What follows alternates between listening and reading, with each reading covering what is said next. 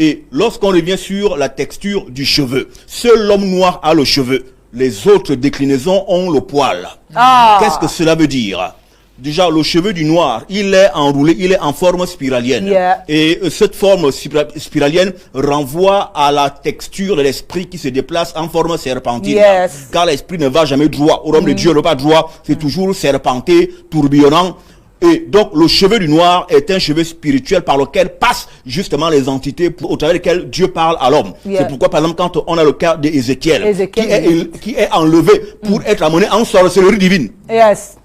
Par l'entité, il lui prend par les cheveux, et du coup il s'en va dans l'astral pour justement vivre les évidences qui avaient lieu à Jérusalem, Et justement quand l'esprit vient sur les adeptes, il passe aussi par les cheveux lors de la Pentecôte. Les cheveux de l'homme noir sont les cheveux où passent les révélations, et c'est pourquoi chez nous, la femme ne doit pas se couper les cheveux, elle fermerait la porte de l'entrée des révélations. D'où aussi, elle ne doit pas se lisser les cheveux. Parce que les cheveux lisses symbolisent les cheveux morts. Ce sont les cheveux pâles. Et justement, quand vous prenez les animaux, vous coupez les poils d'un chien, de milou, vous déposez. Vous coupez les poils vers les cheveux lisses des individus lisses.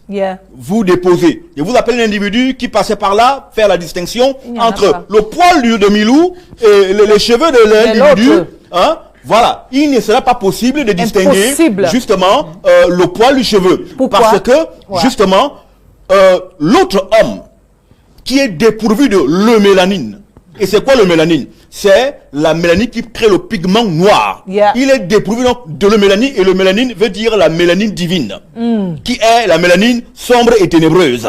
Étant dépourvu de cette mélanine, lui, il est plutôt pourvu de ce qu'on appelle la phéomélanine. Et c'est quoi la phéomélanine? C'est la mélanine des animaux qui crée le poil lisse et qui enlève la texture noire. Donc tous ceux qui ne sont pas noirs ont sur leur corps, dans leur gène, la phéomélanine, la mélanine des animaux. D'où représente-t-il la race animale. Et c'est pourquoi dans l'écriture, ils sont appelés les boucs. Et les boucs sont lisses. Tandis que les brebis sont crépus.